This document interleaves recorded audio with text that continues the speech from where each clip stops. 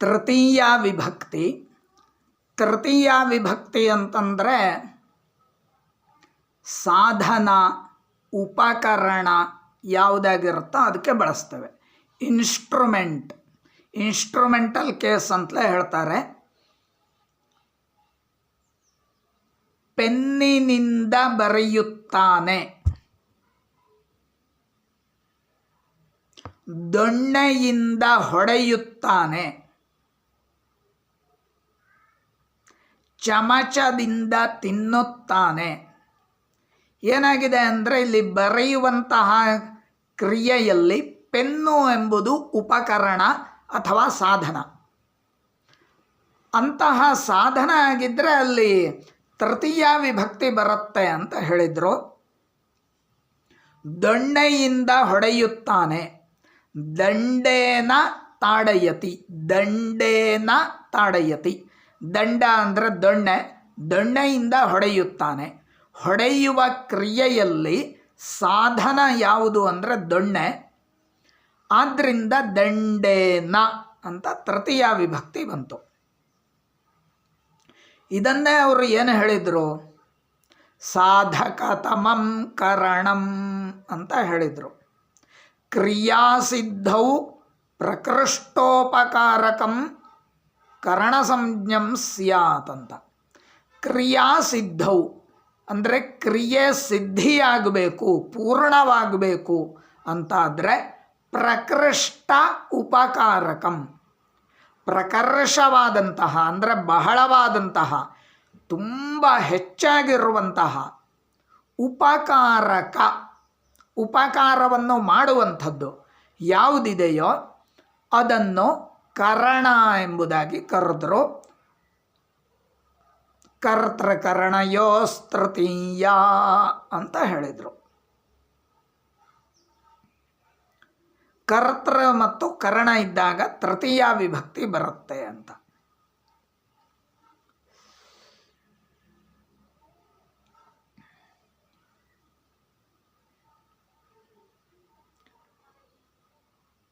ಈಗ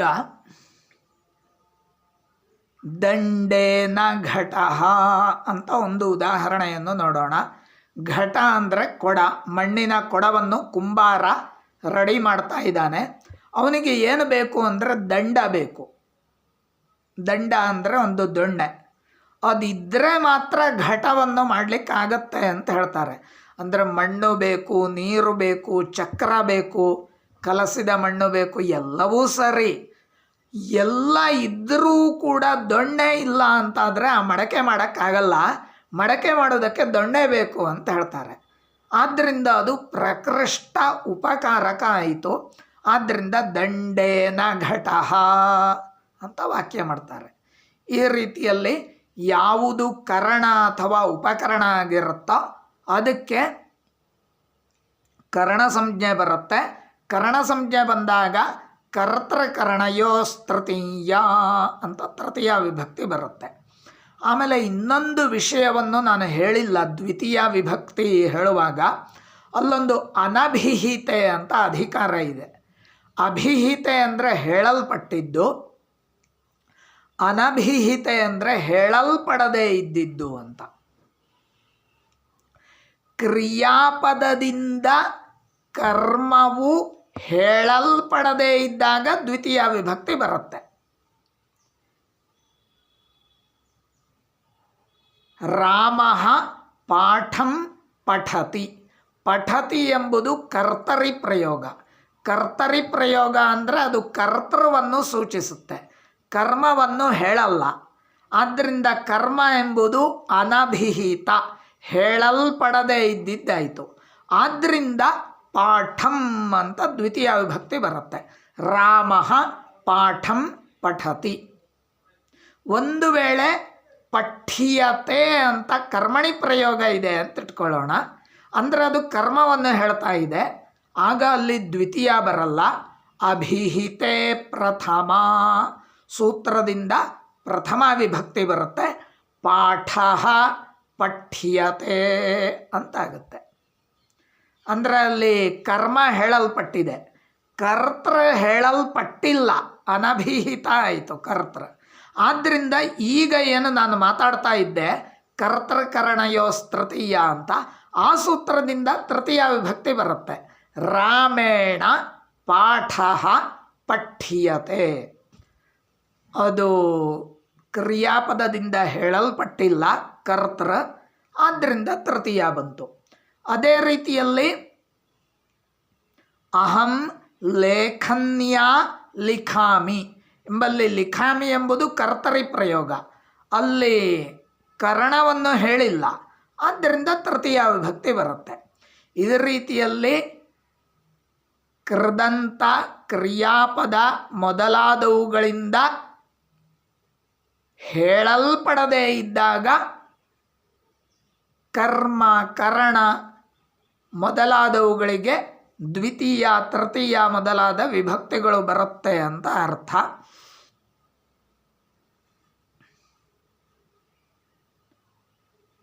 ಹಿಂದಿನ ಸೂತ್ರವನ್ನು ಹೇಳುವಾಗ ಪಯಸ ಓದನಂ ಭುಂಕ್ತೆ ಅಂತ ಒಂದು ಉದಾಹರಣೆ ಹೇಳಿದ್ದೆ. ಹಾಲಿನ ಜೊತೆಗೆ ಅನ್ನವನ್ನು ಊಟ ಮಾಡುತ್ತಾನೆ ಅಂತ. ಈಗ ಅನ್ನ ಊಟ ಮಾಡೋದು ಅಂತಂದರೆ ಅನ್ನವನ್ನೇ ಯಾರೂ ತಿನ್ನಲ್ಲ, ಅದರ ಜೊತೆಗೆ ಏನೋ ಒಂದು ಬೇಕು, ಇದ್ದರೆ ಮಾತ್ರ ತಿನ್ನೋಕ್ಕಾಗತ್ತೆ. ಅದು ಸಾರು ಇರಬಹುದು, ಸಾಂಬಾರು ಇರಬಹುದು, ಚಟ್ನಿ ಇರಬಹುದು, ಏನಾದರೂ ಇರಬಹುದು. ಇಲ್ಲಿ ಈಗ ಹಾಲು ಅಷ್ಟೆ. ಪಯಸ ತೃತೀಯ ವಿಭಕ್ತಿ ಆಯಿತು, ಯಾಕೆಂದರೆ ಅದೊಂದು ಸಾಧನ. ಹಾಲು ಇದ್ದಿದ್ದಕ್ಕೆ ಅವನು ಹಾಲನ್ನು ಊಟವನ್ನು ಮಾಡ್ತಾ ಇದ್ದಾನೆ ಅಂತ. ಆ ರೀತಿಯಲ್ಲಿ ಮುಂದೆ ಚತುರ್ಥಿ ವಿಭಕ್ತಿಯನ್ನು ನೋಡೋಣ. ಬೇಗ ಬೇಗ ಹೇಳಿ ಮುಗಿಸಬೇಕು.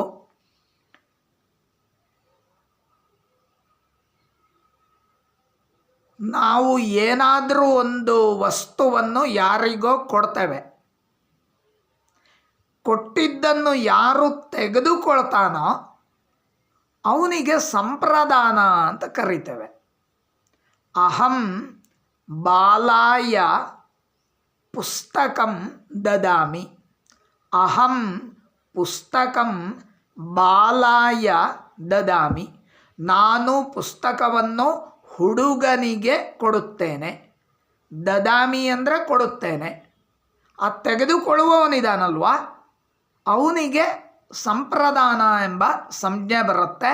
ಸಂಪ್ರದಾನ ಇದ್ದಾಗ ಚತುರ್ಥಿ ವಿಭಕ್ತಿ ಬರುತ್ತೆ. ಇದನ್ನೇ ಪಾಣಿನಿ ಮಹರ್ಷಿಗಳು ಕರ್ಮಣ ಯಮಭಿಪ್ರೈತಿ ಸಸಂಪ್ರದಾನಂ ಅಂತ ಹೇಳಿದರು. ಕರ್ಮಣ ಯಂ ಅಭಿಪ್ರೈತಿ ಅಂದರೆ ಕರ್ಮದ ಮೂಲಕ, ಕರ್ಮ ಅಂತಂದರೆ ಕರ್ಮಪದ ಅಥವಾ ಕರ್ಮ ಸಂಜ್ಞೆಯನ್ನು ಹೊಂದಿದಂತಹ ವಸ್ತು, ಅದರ ಮೂಲಕ ಯಂ ಅಭಿಪ್ರೈತಿ ಯಾರನ್ನು ಉದ್ದೇಶಿಸುತ್ತಾನೋ, ಯಾರನ್ನು ಅಭಿಪ್ರಾಯ ಪಡುತ್ತಾನೋ ಸಹ ಸಂಪ್ರದಾನಂ ಅವನು ಸಂಪ್ರದಾನ ಆಗುತ್ತಾನೆ ಅಂತ. ನಾನು ಅವಳಿಗೆ ಮಾವಿನ ಹಣ್ಣನ್ನು ಕೊಡುತ್ತೇನೆ. ಮಾವಿನ ಹಣ್ಣು ಎಂಬುದು ಕರ್ಮ ಆಯಿತು. ಯಾರನ್ನು ಉದ್ದೇಶಿಸಿ? ಅವಳನ್ನು ಉದ್ದೇಶಿಸಿ. ತೆಗೆದುಕೊಳ್ಳುವವಳು ಅವಳು, ಆದ್ದರಿಂದ ಸಂಪ್ರದಾನ ಆಯಿತು. ಸಂಪ್ರದಾನ ಆದಾಗ ಚತುರ್ಥಿ ಬರುತ್ತೆ. ಚತುರ್ಥಿ ಸಂಪ್ರದಾನೇ ಅಂತ ಸೂತ್ರ. ತಸ್ಯೈ ದದಾಮಿ ಅಹಂ ಆಮ್ರಫಲಂ ತಸ್ಯೈ ದದಾಮಿ. ತಸ್ಯೈ ಎಂಬುದು ಸಂಪ್ರದಾನ. ಯಾಕೆ ಅಂದರೆ ಕೊಟ್ಟಿದ್ದನ್ನು ತೆಗೆದುಕೊಳ್ತಾ ಇದ್ದಾರೆ ಆ ವ್ಯಕ್ತಿ, ಗಂಡಿರಬಹುದು ಹೆಣ್ಣಿರಬಹುದು ಯಾರಾದರೂ ಇರಬಹುದು. ಇದು ಚತುರ್ಥಿ ವಿಭಕ್ತಿ. ಆಮೇಲೆ ಇನ್ನೊಂದು ಇದೆ, ಅದಕ್ಕೋಸ್ಕರ ಅಂತ. ತಾದರ್ಥ್ಯೆ ಚತುರ್ಥಿ ವಾಚ್ಯ ಅಂತ ಒಂದು ವಾರ್ತಿಕ ಇದೆ. ತಾದರ್ಥ್ಯ ಅಂದರೆ ಅದಕ್ಕೋಸ್ಕರ ಅಂತ. ಅಲ್ಲಿ ನಾವು ಕೊಡುವುದು ತೆಗೆದುಕೊಳ್ಳೋದು ಎಂಬ ಅರ್ಥ ಇಲ್ಲ. ಅವನಿಗೋಸ್ಕರ, ಅವಳಿಗೋಸ್ಕರ, ಅದಕ್ಕೋಸ್ಕರ ಎಂಬ ಅರ್ಥದಲ್ಲೂ ಕೂಡ ನಾವು ಚತುರ್ಥಿಯನ್ನು ಬಳಸ್ತೇವೆ ಅಂತ. ತಾದರ್ಥ್ಯೆ ಚತುರ್ಥಿ ವಾಚ್ಯ ಎಂಬ ವಾರ್ತಿಕದಿಂದ ಹೇಳಿದರು. ಇನ್ನು ಪಂಚಮಿ ವಿಭಕ್ತಿಯನ್ನು ನೋಡೋಣ. ಧ್ರುವಮಪಾಯೇ ಅಪಾದಾನಂ ಅಂತ ಸೂತ್ರ ಹೇಳಿದರು. ಧ್ರುವಂ ಅಪಾಯೇ ಅಪಾದಾನಂ. ಅಪಾಯ ಅಂತಂದರೆ ನಾವು ನೀವು ತಿಳ್ಕೊಂಡ ಹಾಗೆ ಡೇಂಜರ್ ಅಥವಾ ಡೇಂಜರಸ್ ಅಂತ ಅರ್ಥ ಅಲ್ಲ. ಅಪಾಯ ಅಂದರೆ ವಿಭಾಗ, ವಿಶ್ಲೇಷ, ಬೇರೆಯಾಗುವಂಥದ್ದು ಅಂತ ಅರ್ಥ. ಒಟ್ಟಿಗೆ ಇರುತ್ತೆ, ಅದು ಬೇರೆ ಆಗುತ್ತೆ, ಆಗ ಅಲ್ಲಿ ಅಪಾಯ ಅಂತ ಅಂದರು. ಧ್ರುವಂ ಅಂತಹ ಅಪಾಯದಲ್ಲಿ ಅಂದರೆ ವಿಭಾಗವಾಗುವಾಗ ಧ್ರುವಂ ಯಾವುದು ಸ್ಥಿರವಾಗಿರುತ್ತೋ ಅದು ಅಪಾದಾನಂ ಅಂತ ಹೇಳಿದರು. ಅಪಾದಾನ ಎಂಬಂತಹ ಸಂಜ್ಞೆಯನ್ನು ಹೊಂದುತ್ತೆ ಅಂತ. ಉದಾಹರಣೆಗೆ ಈಗ ಮರದಿಂದ ಹಣ್ಣು ಬೀಳುತ್ತದೆ. ಮೊದಲು ಹಣ್ಣು ಮತ್ತು ಮರ ಎರಡೂ ಒಟ್ಟಿಗಿತ್ತು. ಈಗ ಹಣ್ಣು ಬೇರೆಯಾಗಿ ಬೀಳ್ತಾ ಇದೆ, ಮರ ಬೀಳಲ್ಲ, ಮರ ಹಾಗೇನೇ ಇರುತ್ತೆ, ಅದು ಧ್ರುವ, ಸ್ಥಿರವಾಗಿದೆ. ಯಾವುದು ಧ್ರುವವಾಗಿದೆಯೋ ಅಥವಾ ಸ್ಥಿರವಾಗಿದೆಯೋ ಅದಕ್ಕೆ ಅಪಾದಾನ ಸಂಜ್ಞೆ ಬಂತು. ಅಪಾದಾನೇ ಪಂಚಮಿ ಅಂತ ಪಂಚಮಿ ವಿಭಕ್ತಿ ಬರುತ್ತೆ. ಆಗ ವೃಕ್ಷಾತ್ ಫಲಂ ಪತತಿ, ಮರದಿಂದ ಹಣ್ಣು ಬೀಳುತ್ತದೆ. ವೃಕ್ಷಾತ್ ಪರ್ಣಂ ಪತತಿ, ಮರದಿಂದ ಎಲೆಯು ಬೀಳುತ್ತದೆ. ಈ ಥರ ವಾಕ್ಯ ಆಯಿತು. ಅಹಂ ಗ್ರಾಮಾತ್ ಆಗಚ್ಛಾಮಿ, ಅಹಂ ನಗರಾತ್ ಆಗಚ್ಛಾಮಿ. ಮೊದಲು ನಾನು ಮತ್ತು ಗ್ರಾಮ ಅಂದರೆ ಹಳ್ಳಿ ಎರಡೂ ಒಟ್ಟಿಗಿದ್ದೆವು. ಈಗ ನಾನು ಬೇರೆಯಾಗಿ ಬರ್ತಾ ಇದ್ದೇನೆ, ವಿಭಾಗ ಕಾಣ್ತಾ ಇದೆ. ಹಾಗಿದ್ರೆ ಅಲ್ಲಿ ಸ್ಥಿರವಾಗಿರುವಂಥದ್ದು ಯಾವುದು? ಸ್ಥಿರ ಗ್ರಾಮ. ನಾನು ಚಲ, ಅಲ್ಲಿಂದ ಬೇರ್ಪಟ್ಟು ಬರ್ತಾ ಇದ್ದೇನೆ. ಯಾವುದು ಧ್ರುವವಾಗಿದೆ, ಸ್ಥಿರವಾಗಿದೆ, ಅದಕ್ಕೆ ಪಂಚಮಿ ಬಂತು. ಆದ್ದರಿಂದ ಗ್ರಾಮಾತ್, ಸಹ ಗ್ರಾಮಾತ್ ಆಗಚ್ಚತಿ, ಅವನು ಊರಿನಿಂದ ಬರುತ್ತಾನೆ. ಈ ಥರ ಆಯಿತು. ಹೀಗೆ ಹೇಳಿದಾಗ ಒಂದು ಸಮಸ್ಯೆ ಬರುತ್ತೆ. ಕುದುರೆ ಓಡ್ತಾ ಇರುತ್ತೆ, ಓಡ್ತಾ ಇರುವ ಕುದುರೆ ಮೇಲೆ ಒಬ್ಬ ಕೂತಿರ್ತಾನೆ, ಅವನು ಬೀಳ್ತಾನೆ. ಈಗ ಏನಾಗಿದೆ ಅಂದರೆ ಆ ಬೀಳ್ತಾ ಇರುವಂತಹ ವ್ಯಕ್ತಿಯನ ಚಲ, ಸ್ಥಿರ ಅಲ್ಲ. ಆದರೆ ಕುದುರೆ ಸ್ಥಿರವೇ ಅಂತ ಕೇಳಿದರೆ ಕುದುರೆಯು ಸ್ಥಿರ ಅಲ್ಲ, ಯಾಕಂದರೆ ಅದು ಓಡ್ತಾ ಇದೆ ಅಲ್ವಾ. ಹಾಗಿದ್ರೆ ನೀವು ಪಂಚಮಿ ಯಾವುದಕ್ಕೆ ಹೇಳ್ತೀರಿ ಅಂತ ಪ್ರಶ್ನೆ ಬರುತ್ತೆ. ಪಂಚಮಿ ಹೇಳೋಕ್ಕೆ ಧ್ರುವವಾದದ್ದು ಯಾವುದೂ ಇಲ್ಲ, ಸ್ಥಿರವಾದದ್ದಿಲ್ಲ. ಅದಕ್ಕೆ ಏನು ಸಮಾಧಾನ ಹೇಳ್ತಾರೆ ಅಂದರೆ, ಧ್ರುವ ಅಂದರೆ ಅಲ್ಲಿ ಸ್ಥಿರವಾಗಿ ಇರಬೇಕು ಅಂತ ಇಲ್ಲ, ಯಾವುದು ಬೇರ್ಪಡುತ್ತೋ ಆ ಬೇರ್ಪಡೋದಕ್ಕೆ ಒಂದು ಗಡಿಯಾಗಿ ಇರುತ್ತಲ್ವ, ಅವಧಿಯಾಗಿ, ಆ ಗಡಿಯನ್ನೇ ನಾವು ಸ್ಥಿರ ಅಂತ ಹೇಳೋದು.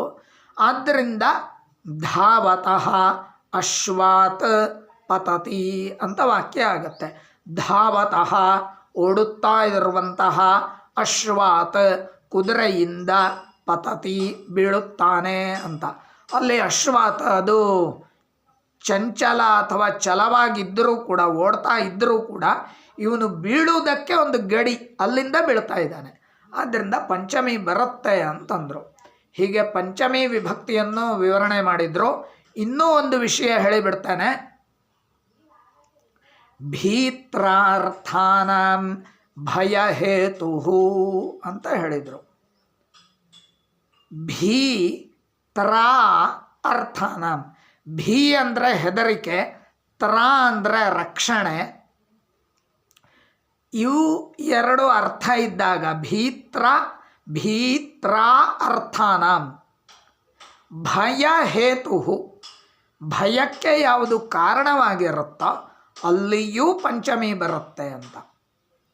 ಅಂದರೆ ಹುಲಿಯಿಂದ ಹೆದರಿಕೆ, ಹುಲಿಯಿಂದ ಹೆದರಿದ್ದೇನೆ, ಸಿಂಹದಿಂದ ಹೆದರಿದ್ದೇನೆ, ಸಿಂಹಾತ್ ಭೀತಃ, ಸಿಂಹಾತ್ ಬಿಭೇತಿ, ವ್ಯಾಘ್ರಾತ್ ಬಿಭೇತಿ, ಈ ಥರ.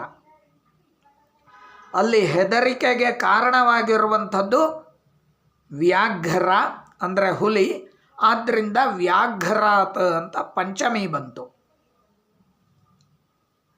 ಅದೇ ಥರ ರಕ್ಷಣೆ, ಹುಲಿಯಿಂದ ರಕ್ಷಿಸಿದನು ಅಂತ ಒಂದು ವಾಕ್ಯ ಬರುತ್ತೆ.